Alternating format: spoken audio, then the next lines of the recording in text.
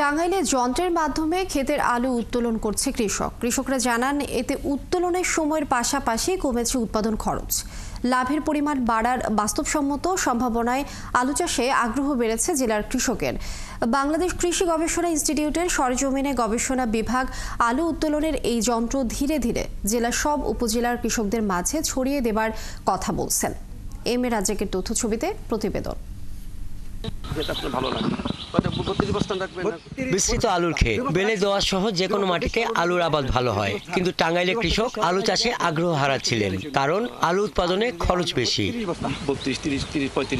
চলতি বছর থেকে আলু তোলার যন্ত্র পেয়েছে কৃষক, যে যন্ত্রে 1 ঘন্টায় 1 বিঘা জমির আলু উত্তোলন সম্ভব। এতে করে শ্রমিকের খরচ 5 গুণ কমে গেছে। আলু উত্তোলনের সময় যেমন অনেক কমেছে উৎপাদন খরচ, পাশাপাশি আলু নষ্ট হওয়ারও কোনো সম্ভাবনা নেই। যদি কামলা ওটা দিয়ে ওড়াইতাম তাহলে মনে হয় অনেক কামলা লাগতো, সেই কারণে মিশিং দিয়ে ওড়াইতেছি, তাতে আমাদের অনেক হাসি হয়ে গেছে। কামলা নিয়ে তুললে 70-80 টাকা কামলা লাগতো, আর অন মেশিন দিয়ে তুলতেছি, অন মেশিনে অনেক খরচ কমে গেছে।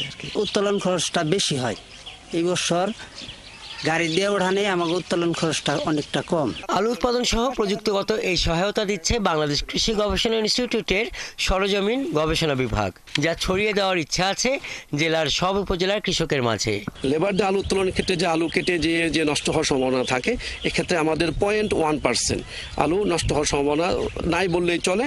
আর এই আলুগুলো আমরা সহজেই কোল্ড স্টোরেজে রাখতে পারবো। আর এই যন্ত্রটা যদি আমরা অত এলাকায় সরে যেতে পারি এবং আলু উৎপাদনের ক্ষেত্রে কৃষকরা লাভবান হবে এবং যন্ত্রের দাম কৃষকের হাতের কাছাকাছি হওয়াতে সহজে এর বিস্তার ঘটানো সম্ভব হবে। চলতি মৌসুমে টাঙ্গাইলের 12টি উপজেলায় 4122 হেক্টর জমিতে আলুর আবাদ হয়েছে।